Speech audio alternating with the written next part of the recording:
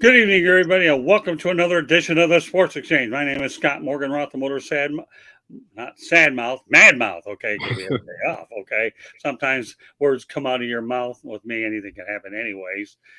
We want to thank you very much for joining us tonight. Happy Thanksgiving from our crew here. I'll introduce the crew before we talk about the business at hand. The pundit, Jacob Christner. What's going on, Jacob? Round two tonight. Feeling good, and we're getting before Thanksgiving, and I'm having fun. And JB Ellis, he's back. How's it going, everybody? What's going on?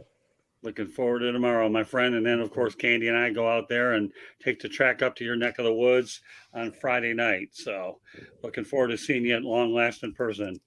So definitely. And George Eichhorn. Round two. Happy to be here. And again, happy Thanksgiving, guys. Absolutely. All right. Just want to let everybody know that Sports Exchange being broadcast around the world. The audio version of the Sports Exchange can be heard on iHeartRadio, Apple, Spotify, Google, wherever you get your podcasts. Please hit the red subscribe button on YouTube, South Florida Tribune. We're looking to get more subscribers. Please also comment, like, and share the broadcast. Want to be a guest? No problem. Just chime into the chat room. That's one way to get in here. The other way is to send your topic ideas, southfloridatribune@gmail.com. If you want to advertise cost efficiently, give me a call at 954-304-4941. We broadcast live on Facebook, LinkedIn, Twitter, and YouTube. Our website is www.southfloridatribune.com. Twitter @/X @Tribune South. Candy Ebling is behind the scenes, although she did a great job on the first end of this doubleheader with Pundit's Pundit.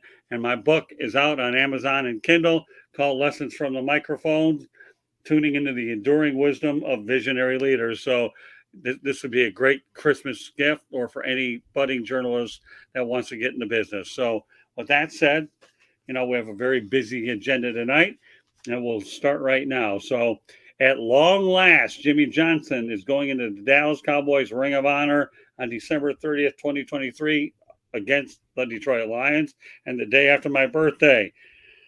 With that said, Jacob Christner, what are your thoughts about Jimmy Johnson finally getting his due with the Cowboys? Well, you know what it is? It's two older men that had a bitter feud, realizing that they're old, and this is not worth it. And it's time to bury the hatchet. It's time to go.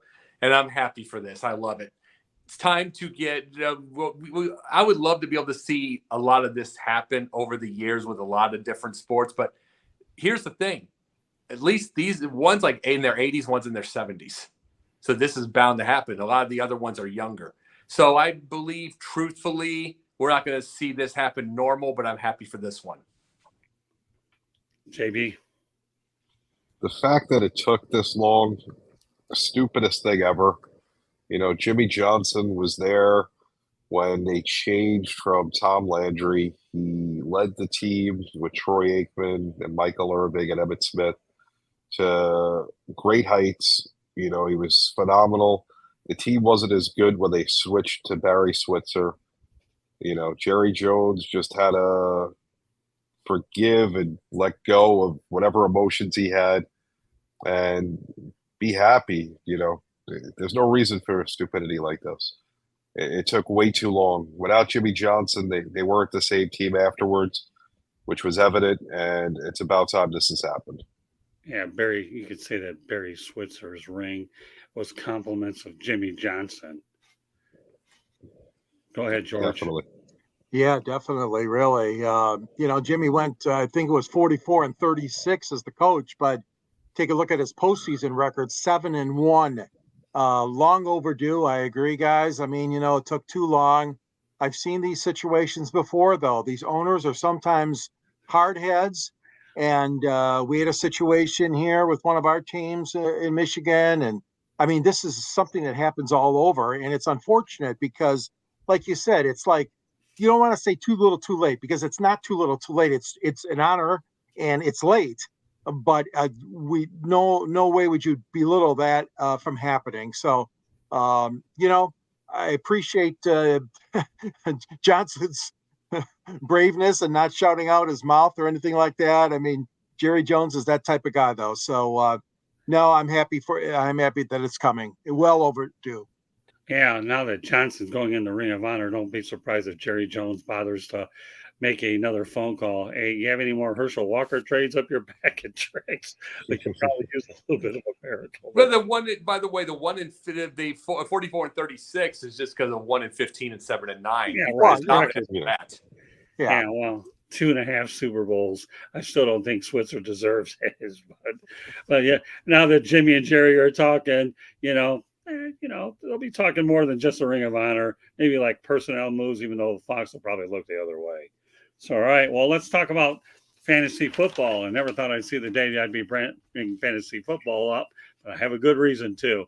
So sit tight. Minnesota Vikings wide receiver Justin Jefferson on fantasy football. My health is way more important than winning your fantasy games.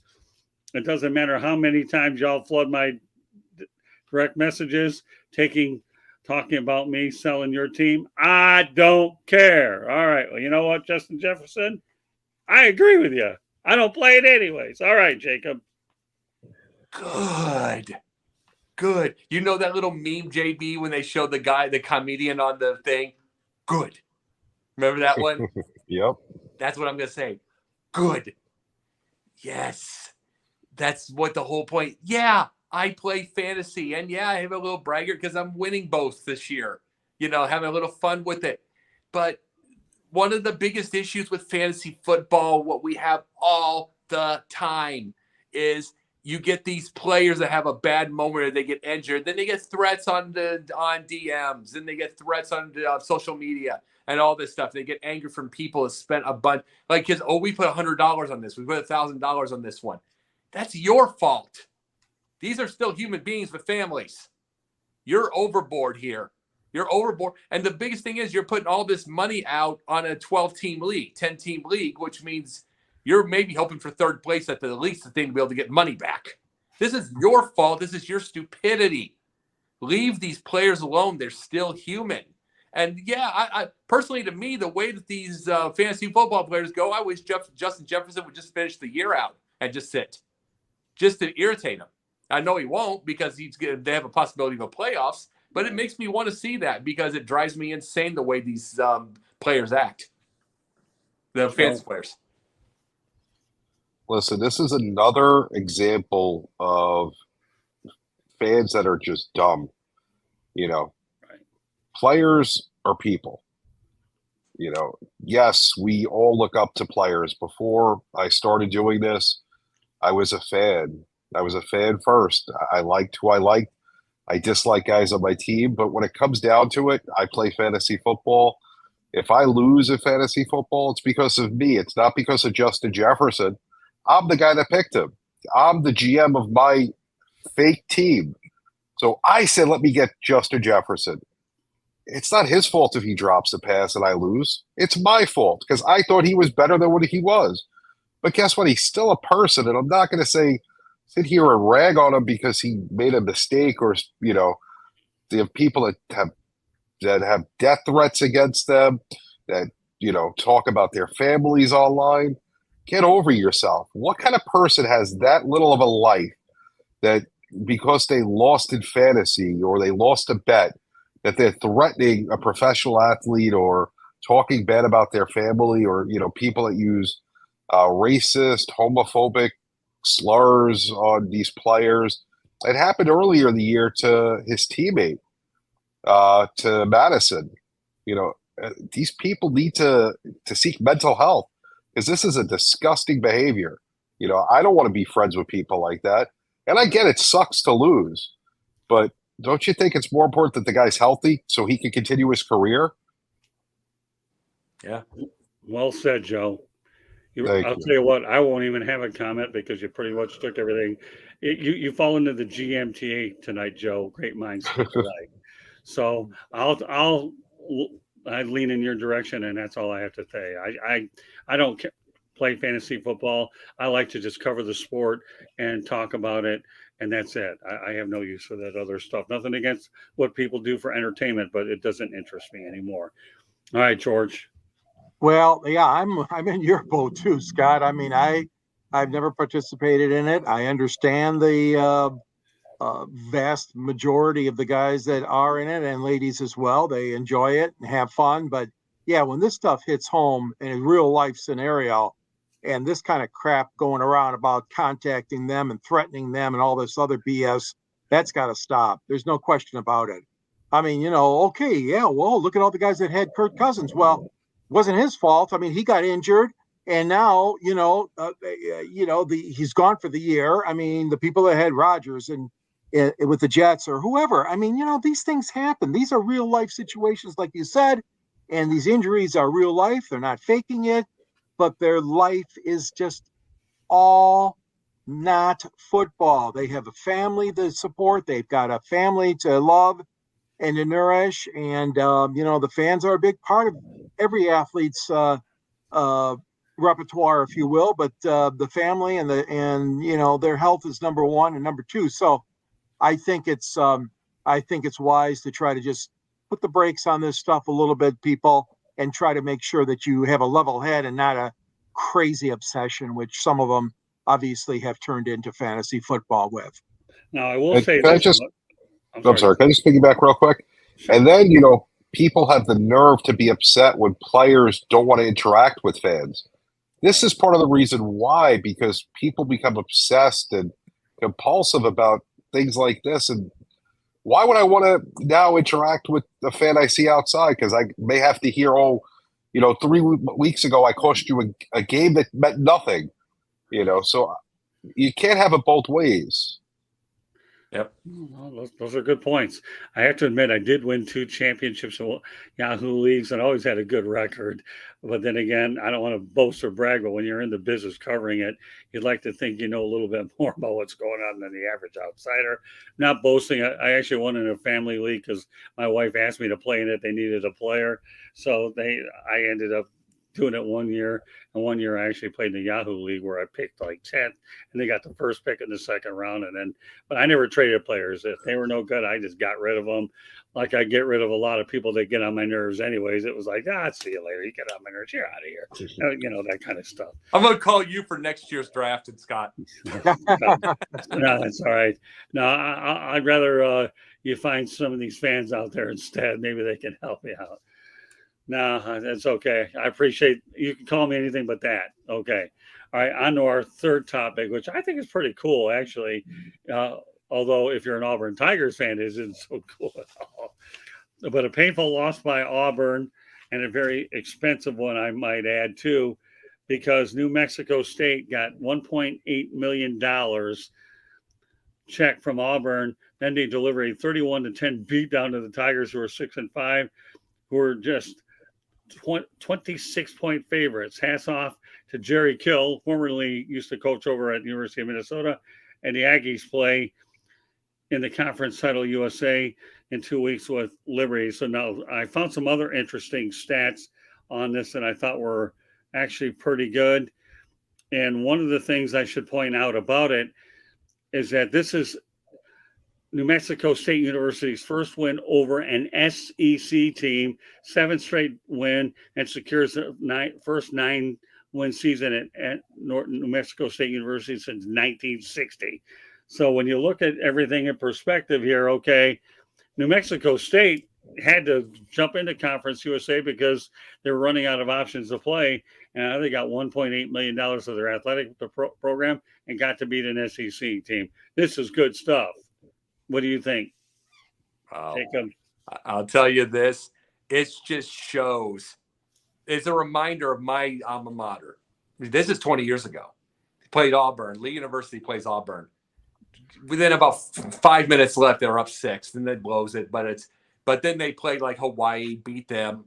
They lost a couple of close games with these teams, like with exhibitions. And all of a sudden, I look at the schedules every year, nowhere close to any of those kind of exhibitions ever again. 20 years later. It's like, and that was 20 years. This is now. And it's like you schedule these exhibitions, you give them their money, and then now they're beating you. Now they're beating you. And it's like, the reason they're beating you is because it can be a Division III school, it can be an NAIA school, it can be Division II. We talked about the Tyson Bages in the NFL as a starter, partial. And from Shepherd, who played Colorado School of Mines for his final game. And then first game he gets is Minnesota. So these are the little things. These are real athletes now. Levels are everywhere now, not just going from D2 to Division 1 to the top. The levels are everywhere. Most of the time it's grades. Most of the time it's whatever. But you can't just write off any game anymore. It's like Florida State last week. They get a team. I forget who they were down 14-0 too, and it was 3-7. Yeah, North Alabama, and they're 3-7. So you can't write anybody off. These are real. These athletes go everywhere now. So it just shows. I mean, Auburn Auburn basically was 20 years behind on that little situation, obviously, and Alabama's going to murder them. Yeah, but I'll tell you that you're talking about Auburn against New Mexico State is what we're talking about. And this was a monumental win for this program. Jerry Kill is probably the most underrated coach in college football. He really, really is. And not only to collect $1.8 million, beat an SEC school for the first time, you get a win and you look good doing it. So, and he has the coolest name in college football. Yeah, the Aggies? No, Kill. Jerry Kill. Okay. Yeah, he has the coolest name in college football. Well, I know we have a few Aggies out there, but we won't talk about Texas A&M Aggies because that's for another day, another time. JB Ellis, what are your thoughts about NMSU beating the Tigers? Welcome to the new state of NCAA football, where the SEC has way too many teams and they're not as good as they used to be. And you have teams that surprise you because now there's a transfer portal. So you could go to that other school to start.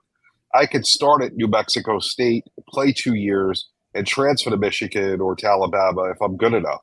I don't have to start there as a freshman and work my way through that system. I can get the playing time at New Mexico State. And now I could transfer my junior year, my senior year, or be a grad student transfer. So there's so many different more options for these players now where they're not locked into that. I'm stuck at Michigan. I'm stuck at whatever school. So I can go to that smaller school. And on top of that, these teams are getting paid to come to these institutions that are, when you think of great college football, you think of Auburn, you think of Michigan, you have these little schools or these schools that don't have that tradition coming in and beating them. Right. It's a bad look for the game, Yeah, but what's a good look for the game, though, Joe, is next year you're going to have the 12-team college football playoff, and some of these teams that you don't hear about a lot now, one or two of them could slip into that playoff. So, but you make some other great points about it for sure. All right, George. Well, yeah, I mean, Auburn is bowl eligible, but yeah, they face a tough task against Alabama this week. No, I'm happy for New Mexico State. Long time ago, we had a team called Appalachian State, who everybody overlooked, and they pulled into Ann Arbor to face the mighty Wolverines at the Big House, and we all know how that one turned out, didn't we? Nobody gave Appalachian State a heck of a chance to win that game, and lo and behold, they did. So you're right, Scott. I mean, this is a big boost for them, a big boost for their program. New Mexico State, hats off. Beating Auburn. I know this isn't the best Auburn year, obviously, but it's still a big team and a big victory. And, of course, it's going to propel New Mexico State into a nice bowl game, obviously, as well. But, yeah, I mean, things are there's a little bit more parity. You can see that happening now in college football, definitely, with the transfer portal and obviously things like that going on. So, I congratulate New Mexico State as well. Great win. Well, let me point this out to you, George. Okay, you say nobody gave Appalachian State a chance. I actually thought they could give Michigan a heck of a game, and I'll tell you why. I had a prognosticator down here who used to come to me for ideas because he knew I've been around the game a long time, and I knew that Appalachian State had won the championship. I think it was they call it FCS now, but Division 1 or 1AA, whatever. It's FCS. And when they did, I said, and I told this guy, I said, you know what? Appalachian State, if Michigan takes them lightly, they may end up losing this thing. And where I was watching the game, I was covering Florida Atlantic against Middle Tennessee State, and lo and behold, they did win it. So I don't know. I had a real weird feeling about it. Because anytime you bring in an FCS school that's won okay, that has won a championship on their level. Hey, look at James Madison, what they're doing. This Yeah. team may not even get into a bowl game because they have to wait 2 years. Okay, this is a topic you should have had on Pundits Pundit, Jacob. Okay, about James Madison, about the 2-year requirement before you can actually get in there. Hi, Ralph Williams. Happy We Thanksgiving to actually, you as well. though, I know about the requirement. We actually talked about 6 weeks ago. I didn't know if it would be a double thing. We talked about it's the idea. Maybe 6 weeks ago, probably 4 months. It's based off the idea. It's All right, based but off now that we're talking 4 months. We're talking later. Okay, they didn't have the record that they had. Okay, Liberty. Okay, you can ring the Liberty bell in Philadelphia, but when you ring the Liberty football, they're a pretty good program out there. They really are. Undefeated, James yes. Madison as well. Yep. So when you have that rule, but not to get off subject too much on this whole deal, is what Mississippi, New Mexico State did was great. But again, as Joe mentioned moments ago, you've got lots of different ways you could build programs much quicker. Deion Sanders thought he could do it by having all these transfers, but all of a sudden he's sitting at 4 wins, not making a bowl. But that'll be for another night. So more power to New Mexico State University, and you have a great coach there. And Jerry Kill, who's outside of his epileptic seizures, this guy's won in a lot of different places, and I'm really happy for him. So, all right, on to our next topic. LeBron James becomes the first player in NBA history to reach 39,000 career points. To me, more power to him. Every record he sets here on points he's only padding on the whole thing. Do I think it's a big deal? No, I really don't. And I'll tell you why. Had he played in a different era where there isn't a lot more hand checking, I don't think he gets 39,000 points. Do I think he could get 30? Well, maybe. But I'm from, as we can talk about pleasant memories, the Basket Bros era, of old time basketball when it mattered and the players played it right. 39,000, I don't think he sniffs that number in the old days, but more power to him. He's got 39,000. That's my thought. What is yours, Jacob? Yeah. It's going to happen. The thing is, he's on his 20th season, maybe 21. And he's just going to be padding the numbers now. And it's like, of course, it's impressive. The impressive thing about it is the fact that there are certain games where he looks 28 years old still, which shows the $1 million a year that he spends on his body to keep it going. And I give it that. But it's like at the same time, remember, there's no hand checking right now. It's not near a rough of a game. So the biggest thing about this is you got to remember the basketball we grew up with, you couldn't go in at free will. To be able to get something like that. So he would have had to been a better outside shooter than he is. Would he at 39? No. 30 probably. But 30 is still amazing. There's very few that have that. That's 5 people. There's like 5 people in the NBA that's got that. So I didn't say 30 was bad. I'm just saying 39, he wouldn't have gotten it back then. That's all. No. And it's like, and you got to remember, it's like he's got it on this 20 seasons. I think we get it, all of us, and this is all of us. We all get irritated with LeBron because he'll just take his time off, sweet time off. When there was eras, you have Kareem Abdul-Jabbar, who had 16 years of 82 games. Out of his 21 years, he had a ridiculous stamina. And it's like, what could you do for your body? Good that you take care of your body, but so did Abdul-Jabbar. And it's obvious he did yoga because he was all flexibility. He was all skinny and he was all flexibility, and he made it. And he constantly played, and he didn't get hurt the same way. So what could you do to be able to keep 82 games going? Don't tell that to AJ Green, or is it AC Green? He played AC them Green, all. yeah. Oh, yeah. He played them all. This guy didn't have an excuse. He just suited it up like Cal Ripken. All those other men, all he did was play every game. So AC Green, if there's ever a record that would never be broken in the NBA, it would be that one because of load management. All right, JB's chomping at the bit to get his hands on this one. All right, give it to me, JB. Listen, anyone that knows me knows I'm not a fan of LeBron. But you know what? Listen, it's a great record. He's a winner. He does what he needs to do to get his team to play at their best. I think he would be able to play back in the 80s, 90s, and early 2000s, he would have played differently. He'd still be great. He has all the talent. Would he have 39,000 points? Probably not. But he'd still be one of the better players, without a doubt. I just think it was a different game then compared to how it is today. He definitely wouldn't cry the way he does now because guys like Charles Oakley, Dennis Rodman, they would have put up with that. Right. Someone would have, knocked him out somewhere along the lines, but that's neither here nor there. And, but listen, great accolades for him. He's definitely a winner. I can't say, that without it. Can't say enough about that. As much as I dislike his game, he's I never liked Bird, but I respected him. I never liked Jordan, but I respected him. Same thing with LeBron. Nothing but respect for his game. Do I think he cries too much? Yeah, but whatever. He wins and he makes his team better. And he's still doing it at whatever age he is right now, 38, 39, whatever. And, that's what you want on your team. You want a guy that's going to make your team better till the end. And when you play that long and you're the best in the game, you're going to set records and you're going to be the best and do these things. So more power to him. Okay, George. Yeah, LeBron, congratulations. I mean, in any sport, we can look back and say, oh, well, if you played in that era or this era. I know that's something that I don't usually do, but I see your point on that, Scott and crew.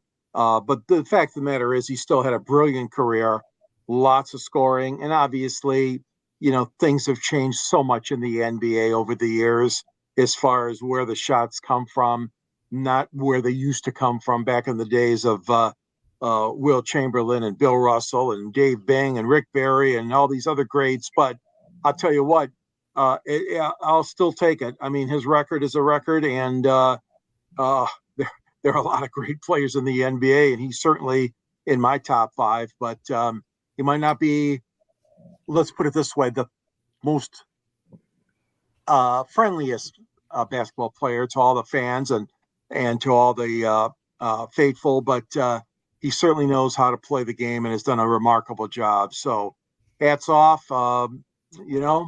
It's a good record for him. Okay, I'll address another topic here. Denver Broncos safety Kareem Jackson, who's 35 years of age, has been given a 4-game suspension for his Week 11 hit on Minnesota Vikings quarterback Joshua Dobbs. That suspension was upheld by Officer Derek Brooks on Tuesday. He's obviously for repeated violations of playing rules with the intent to protect the health and safety of players. Now, earlier this season, these numbers staggering too. He had a separate 4-game ban, but that was reduced to 2 games. He forfeited $279,000. He's been fined 4 times for $89,670. These 4 games are going to cost him $559,889. When will he ever learn? Well, I'll tell you what. I say if he hadn't learned by now, he never will. And that's all I'm going to say. I'll let you guys take this topic away, but don't hold your breath. He's not going to learn. Jacob? This is the era of, he is like the NFL version of the fan that watches a bunch of the YouTube videos of a bunch of hits from the 80s, wishing that it was back the good old days. And he just watches and watches and watches, and then he does it himself. There is no question he has an old school in him that he wants to, because if this doesn't stop by now, it never will. It's his mindset that he will. You can't change his mindset. That is the issue. He's probably irritated that he's losing all this money. But this is what happens when you hear a comment section that says, "I wish it was the good old days." You have somebody trying to make it that way. Of that kind of thing. The spearing, the targeting, all that kind of stuff without any kind of provocation or without any kind of problem. But now, what do we have? We have fines. We have fines for the Deontay Foreman just putting his head down and trying to get an extra 3 yards. He gets $21,000. That's like they're really getting onto that type of thing. So Kareem Jackson ain't going to learn. And in fact, he's probably going to be done with the league sooner than later. JB? Are you kidding me? Is this football or are we playing, basket weaving? It wasn't that bad of a hit. Can it maybe be? Can it possibly be because it's a Sean Payton team with Bountygate in everybody's mind from years ago? Maybe that's why they're coming after this guy so hard. It wasn't that bad of a hit. It's football. Get over it. It's one thing, there have been much worse hits. He has a track record, so that obviously puts him in the minds of the front office of the NFL, where they're going to look at everything he does. But it really wasn't that bad of a play. I want to know how you're supposed to run at full speed, attempt to tackle somebody that is in amazing shape, because every offensive player in the NFL is in amazing shape. They're in better shape than 99% of Americans. You have to tackle them while you're running at full speed, but be careful you don't put your shoulder ahead a certain way, because you're going to get suspended or fined. Or stop when the quarterback goes to slide when you're running full speed. Get out of here. This is football. You can see the difference with things that are obvious. This wasn't that bad of a hit. Get over it. We're suspending a guy costing him thousands of dollars for a football play. If you want to get somebody, just wait. This wasn't the play to do it. No, the only thing that haunted him was his unfortunate reputation. And he's starting to develop a rap sheet like Ndamukong Suh when he was with the Lions. If there's anybody that had a rap sheet and had to go to the principal's office, it was Ndamukong Suh. But you know what, JB? Other than that, you're right. People realize that football is a physical sport. We're not talking flag football, by the way. We're talking real football. We're not talking fantasy football where everybody can threaten each other through a DM. We're talking real football, right? Where you hit each other. Well, once upon a time, there was a guy named Dick Butkus. Oh, I can only imagine how many fines he would have gotten during this time. Oh, he'd get a lifetime ban at this point. What's that? He'd have a lifetime ban if he played now. Yeah, I know. That's my point. Again, you're back to the GMTA thing, Ellis. You're getting good at this stuff. Good stuff, man. GMTA, Dick Butkus. Of course, you're a Chicago guy anyways, whatever. All right, George. How do I follow that, Jacob? How do I follow these two guys? That's a good question, but try. Listen, Conrad Dobler. There's another one that got away with a lot. Back in the day, no, he's been out in the preseason. Yeah. I know what you're saying, JB. I've noticed that too. Some of these calls by these refs, I mean, they are really marginal. I mean, they're protecting the quarterbacks like crazy. And of course, and the same in college football. Oh my God. If it wasn't one, you got 5 of those. Play under review, head contact, illegal contact with the helmet or whatever. Hey, come on. I mean, I get it. I mean, this is a sport that was always banging each other and banging helmets and I mean, there's certain things obviously you can't do, stomp on a player and all that. But I tell you what, it's the reputation thing. I've seen it before with guys having a reputation, a Rick Mahorn, or back in the day, a Dennis Rodman, and like you mentioned earlier, there's so many players that get these reputations. And I really think that this one was a little borderline. But again, you're sitting in a situation where the NFL, they're going to come down. They're going to come down, and they're going to come down hard, especially if you had previous fouls or previous suspensions. So I see it. I don't particularly like it because some of the cases are a little bit extreme for me and not fair to the players. Well, you better remember, though, Derek Brooks is a former NFL player, right? He ended up making the call on this. So they're starting to bring more and more players into these decision-making roles. And he's the one who didn't go out there and reduce it because of his track record. So we're talking about a player who obviously made the call on a former player making the call on a player. All right, well, you know what? We'll tone it down just a little bit here. And I want to know what everyone is thankful for. I'll lead off with Jacob. I'm thankful always for the usual, the family, friends I get, but I am thankful for Sideline. Really am, because we started this whole deal during COVID. We did. And JB knows this part. I got on their journey with the Jays, one of their very first shows. And the funny thing is, the only show I ever made was Journey of the Jays, and I've been on everything else multiple times. No, I'm proud, but no, I'm thankful for this opportunity, because I've gotten so much better in everything I've done, from acting to a lot of my discipline that I've done, everything. I couldn't be prouder of these situations. I'm thankful for everybody here. And Scott being honest with me at all times, JB giving me the chance. I mean, Scott and George, both my mentors, and I am proud. You know, I'm proud of all this, and I'm learning from the very best, and I couldn't be more thankful for that. That's right. We appreciate the kind words. All right, JB, what do you have? Obviously, family, the friendships I've gotten throughout doing this. I mean, three great people right here. The partnerships with both the South Florida Tribune, DBTV, NGBN, the Alumni Media Group. Um, I'm sure I'm forgetting people, but there's so many great partners we've gotten to work with. John, Jake, Dave on Sideline Sports, who've become like family, as you guys have. And just getting to do what we all love. That's a pretty great experience when you can have fun and do what you love. Hey, George. Well, oh man, where do I start? I mean, I Well, just at least you're not in a predicament that Jacob is in, scrambling for time. You have a little bit. Yeah. Well, of course, I go back with Scott so many years, so 43, 44 years. I'm just so pleased and happy to be part of this crew right here. You guys have done a terrific job. I know Candy behind the scenes, a great job. I really appreciate the opportunity to be on with you all. Appreciate, of course, my family and children and wife and all my family members that have been supportive of me during this journey. It hasn't been easy, but and I know Scott knows this, and you guys do too. The guys behind the scenes. We've had some tough issues with public relations directors, media relations guys, but there are a lot of good ones out there, and I know Scott and I, especially when he was in Michigan, we've dealt with a lot of media people, media relations people, and there's a lot of them that do deserve our thanks for credentialing and allowing us, because we were not the New York Times, we were not the Chicago Tribune.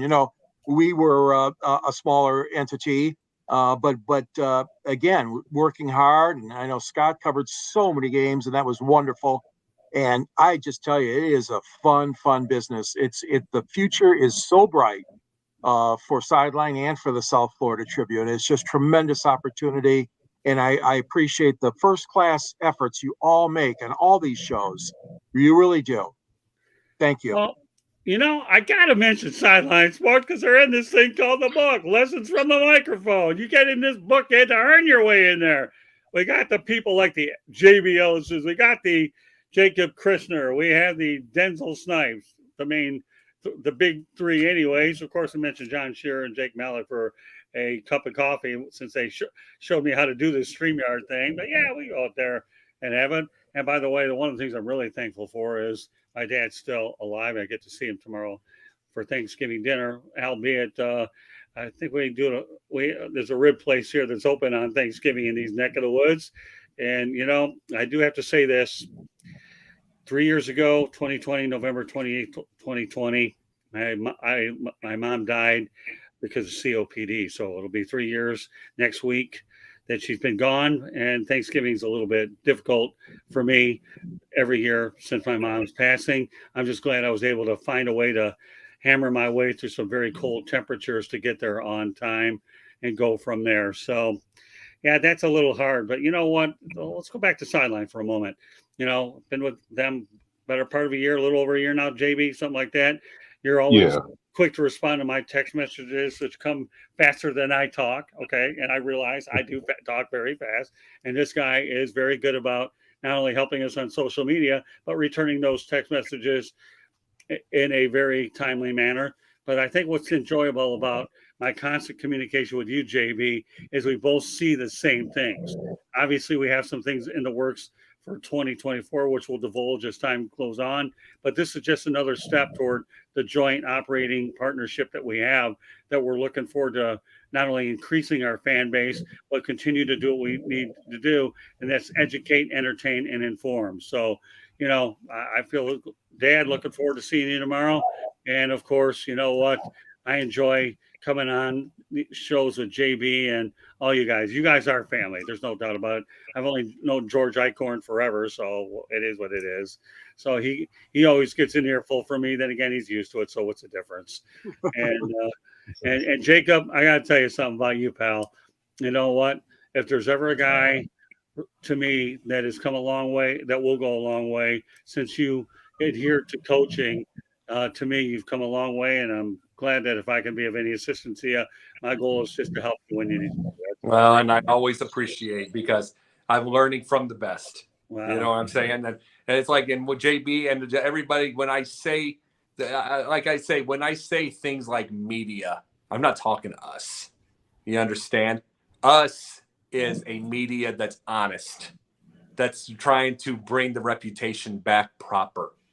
And I'm proud to be here. I wouldn't go to anything else unless I don't care how many millions and billions of dollars the other side's having, because I would love to be able to get some of that money. But I want a situation where if anybody was to take me or to be able to do this thing, I want them to have the same idea that we're, of whether it is punditry or it is journalism or whatever, that have the same idea of being honest and not just a click thing like clickbait. And that's what I said. So when I say media, I'm not talking us. We're the next step, not them. The one thing that you have to continue to do that I've noticed that you do with Pundits Fun It is I like the fact that you're very different. You have a magazine style format and you're not afraid to go out there and talk about all the tough topics. That's the one thing I've learned from my mentors, to be different and be versatile. All right, now that we've done all this self-promoting here, I've got one or two storylines. We're going to have predictions about tomorrow's Thanksgiving football games. All right, Mac Jones is hopeful he'll start despite the Patriots quarterback uncertainty. All right, well, you know what? I have a couple of topics we'll get to, just mini ones where they're very brief. What do you think, Mac, about Mac Jones? Will he be starting despite all the QB uncertainty? Jacob? Who cares? Tell me how you really feel. I should. You can even lead it as a "who cares" if you want to. Yeah, he's tongue-tied. Forget it. All right, on to JBOs. Listen, mac and cheese is more exciting than Mac Jones. Exactly. The Patriots, they're in trouble. They're going to lose Belichick at the end of the year. Mac Jones is not the guy. You might as well play somebody else and hope they lose anyway so they can move further for a draft pick. Well, you, George. Yeah, I mean, I don't know if he's probably not 100%. Obviously, we know that, but Mac Jones is, to me, he's been a frustrating person, just like the whole team has been frustrating this past year or more. I agree. I think Belichick has to go. I mean, one way or the other. There was a great run he had, but the game has kind of passed him by a little bit, or else he needs just a better scenery with a chance for a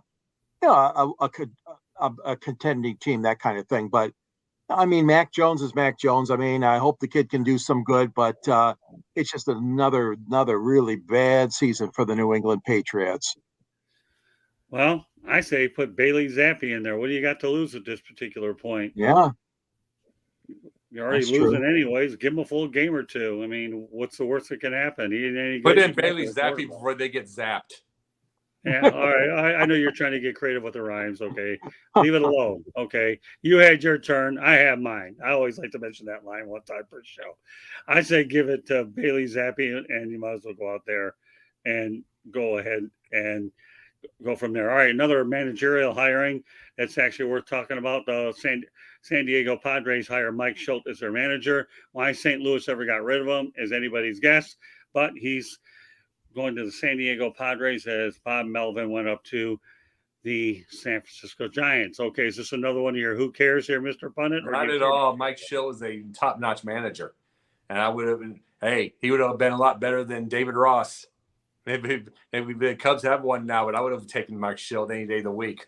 That's San Diego is they're going to start winning now. He's got a high expectation, and I'm happy for them. And I'm like, that's the big thing is like why St. Louis got rid of them is, I don't know why. And the thing is, St. Louis had a reputation for the longest time. Now they don't. They just finally missed out this year and had a bad year. It's like, this is what happens when you overthink things just a little bit. What do you think, JB, about Mike Schultz? Well, really quick to Jacob's point about St. Louis, the reason why they're doing so bad, guy named Matt Blood, who was in the front office. That whole front office went to Baltimore, and you can see the transformation in Baltimore. Yep. And that's why Baltimore is doing as well as they are, and St. Louis is on a decline. But I think it's a great hire by San Diego. They have talent. They are a good team. They just need the right guy to lead them, and hopefully, they can turn the corner and make that division interesting, and not just Dodgers, and more Dodgers. Okay, George. Yeah, I think it's a good hire too. I really do. I mean, he had quite a nice run with the Cardinals, manager of the year. I think it was about 4 years ago, and he definitely is very valuable. He's been a valuable bench coach, but moving back in, I know they only gave him 2 years, but that's okay. I mean, he's got a lot to give to that team, and he'll bring a lot of good things to the Padres, who obviously suffered this past year with some bad performances, bad games. But yeah, I think he's a good manager, a good selection, and I always liked him too as well when he was with the Cards. All right, here's a good feel-good story. The Philadelphia Phillies signed Aaron Nola to a 7-year deal, reportedly worth $172 million, which ensures that he'll probably play his entire career with Philadelphia. We don't see that often, but boy, it's good that we'll probably see it here. Some thoughts, Mr. Pundit? Every once in a blue moon, you're going to get these. We get less and less and less of these players that are playing longer for a team. But we're about to. I mean, Cardinals going to lose Wainwright, and they just lost. His catcher. I apologize. Yachty. They just lost him. So those are 20 years, and then for one team, and then we was getting less and less and less. But then now you get Nola, possibility. So every once in a blue moon, like we'll say with football. You don't see the Warriors anymore, but every once in a blue moon, then you get Matt Stafford. Then you get Josh Allen, who want to give it all. So I think we should all, as pundits, we all as people, and we all as fans, should stop saying it's not like that. Maybe it's less like it. But every once in a blue moon, you're going to get the guy that wants to stay. I mean, let's just say another football player that stayed in Philadelphia for a while, Boston Scott, who does mostly utility work and everything like that, but he's been about 7-8 years. And it's like every once in a blue moon, you're going to get these players, the guy that's the warrior, the guy that wants to stay, the guy who's just basically family and thinking with his head, and not the money. So there's that. And it's like, let's just, as fans and pundits or whatever, just say maybe it's not as much, but it's there. You know what I mean? Okay, JB. Listen, most guys don't ever want to leave a team they've come up with. If the opportunity is there to make close to or the same amount of money, most guys want to play in the place where they, came up and have friends and, know the situation. They don't have to move their family. Nobody wants to wake up one day and say, gee, I got to move to a different city because I got an extra million or two. But if the money's that much different, they're going to do that. So he proved his worth. The Phillies rewarded him by giving him a fair deal. And now he'll stay there, hopefully, his whole career. But, generally, nobody says, gee, I want to jump ship and go to a different team unless, A, the team is horrible, or it's a huge disparity in what they're going to pay you. Those are the two reasons why people leave teams. George? Yeah, I mean, it's a situation where, a lot of times you're paying the pitchers, the starters, and the hitters as well, too. You're paying them for past accomplishments. I know Dave Dombrowski, I read some of the comments he made about this one, re-signing Nola. Good organization, man. Good guy in the clubhouse. He's proven himself. What was he, 12-9 this year? But I think it's a good choice. I mean, you always take a risk, obviously, when you reward pitchers with long-term deals. But hey, if you want to retain somebody that you feel is of value and is contributing to your team, sometimes you have to do that. And I think that's why Dombrowski and the Phillies gave him the long-term deal. I always admired him. I thought he was a good pitcher. This year, not so good, but again, he's been really good in the past. I think it's a credit to the fine shape he keeps himself in, and he's forever trying to get better himself as a pitcher. He's a good kid. I like him. All right, one thing I'm just going to notate individually, and I'll have one other, and then we'll talk about Thanksgiving football. Former AL MVP Tigers great Willie Hernandez passed away at 69. You want to talk about one of the greatest seasons out there for a reliever? Think about this. Detroit acquired Hernandez from the Philadelphia Phillies barely 2 weeks before opening day in 1984, and the train turned his career around almost overnight. Armed with a devastating screwball, his 84 campaign was one of the greatest seasons ever, as I mentioned, for a reliever. He went 9-3 with a 1.92 earned run average, 0.954 whip, 112 strikeouts, 32 saves, and 6 homers allowed across a league-leading 80 appearances for the 104 and 58 Tigers. He remains the only left-handed reliever to win the MVP and Cy Young in the same season. So, and then you talk about his dominance in '84, extended to the playoffs where he tallied another 3 saves with a 1.93 earned run average. In Game 5 of the World Series at Tiger Stadium, Hernandez tallied a 2-inning save to clinch the title for Detroit. All I can say is rest in peace, Willie. A lot of people in Motown will never forget you. One other thing, anybody want a quick comment? I have one more thing before we go out there, and I mean really quick. I have one other thing I want to address. Jacob, Well, quick. I just want to echo your sentiments, Scott. Obviously, on Willie Hernandez, a valuable player. What a terrific trade that was when Bill LaJoy and Jim Campbell pulled that off. And Hernandez is a great guy. Much too early to lose him. 69 years old. We've lost so many of the ones from 68, but now we're losing some from the 84 Tigers team. But good guy and a great athlete. Thanks for mentioning him. Oh, no problem. Jacob, JB, you want to say anything about this or not? Sure, quickly. 84 is when I started watching baseball, 6 years old, absorbing it, just what I'm saying.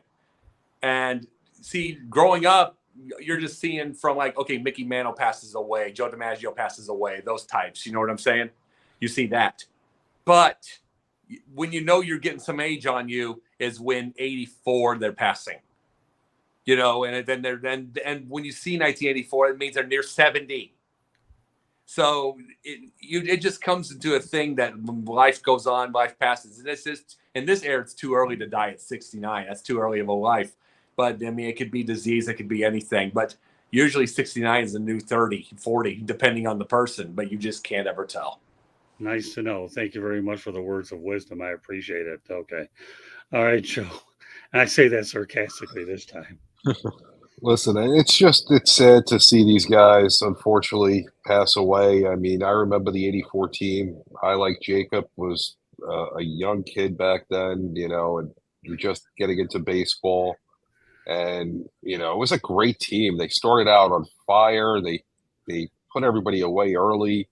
They were fun to watch, you know, and to see somebody pass away at a young age, it's always sad to see.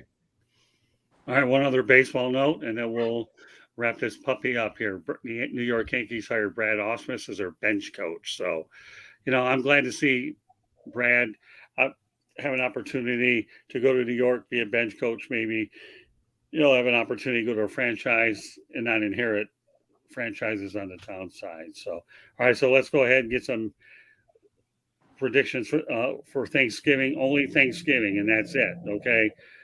The early game. I don't need scores. I just need winners. Okay. We'll start off with Jacob. Pick the game. Pick all the games. No, I'll give you Detroit, one. I'm going to say Detroit. I'm going to say Detroit against Green Bay. Detroit. Okay. Washington against Dallas. Oh, Dallas, easy. And last but not least, the 49ers and the Seahawks. Niners, but in a field goal. JB? Listen, I think Detroit wins easy. Washington, Dallas. I think Dallas wins easy. And last but not least, 49ers against the Seahawks. San Francisco wins easy. I don't think they're going to be very fun games to watch. I like all 3 favorites. Okay, well, for that matter, I'll throw one more game on the only Black Friday contest out there, the Miami Dolphins and the Jets. All right, go ahead, Jacob. Just make that 4 crazy ones, and it's Tim Boyle, so Miami's got to murder them. Okay, all right, Joe. I'm with Jacob. I mean, 4 primetime games in 2 days, and I don't think any of them is going to be much fun to watch. George? Well, I'm going to have to go with the Lions, with Dallas, and with San Francisco, and I will go with Miami. So, Well, yep. I won't lose voice saying this. Ditto. There you got it. Lions, Cowboys, 49ers, and the Dolphins. All right. With that said, okay, just want to mention one last time that the Sports Exchange is being broadcast around the world. The audio version of the Sports Exchange can be heard on iHeartRadio, Apple, Spotify, Google, wherever you get your podcast. Want to be a guest? No problem. Participate in the chat room or send your topic ideas to southfloridatribune@gmail.com. If you want to advertise cost efficiently, call me at 954-304-4941. We broadcast live on Facebook, LinkedIn, Twitter, and YouTube. Our website, www.southfloridatribune.com. Twitter at Tribune South, Twitter, X, whatever. Candy Ebling behind the scenes. And this is my book. And that's Lessons from the Microphone, Tuning into the Enduring Wisdom of Visionary Leaders. This can be purchased on Amazon and Kindle. All right, I'll go around the horn. Jacob, let them know where they can find you. 4 or 5 days a week, depending on the backup plan for the TV shows. I also write. I'm also on the Twitter on Jake the Pundit and X, and I'm on TikTok and Jake the Pundit 1 and other areas. Good. Glad we got the Cliff Notes version. Very good. Progress, as they say back in Canada. All right, Joe. JB_ the program on X, NGBN TV starting yesterday. WDJY 99.1 twice a week, Wednesday morning, Sunday right before kickoff. Alumni Media, and everywhere else we could be. George? You can reach me at gicorn@yahoo.com. I write for Scott in the South Florida Tribune and the Motor City Tribune. At the end of that column, you'll always see a link if you want to purchase my book, Detroit Sports Broadcasters on the Air. Otherwise, you can find me on 108 Stitches and all these great shows, the football show, the pundit show, and the Sports Exchange. Glad to be part of the network. All right, so on behalf of myself, Jacob Christner, the Pundit's Pundit, JB Ellis, and George Eichhorn, we want to wish everybody a very happy, enjoyable Thanksgiving, and we will see you next Wednesday night on another edition of the Sports Exchange. Be safe, enjoy the food, and more importantly, enjoy the memories. Good night, everybody.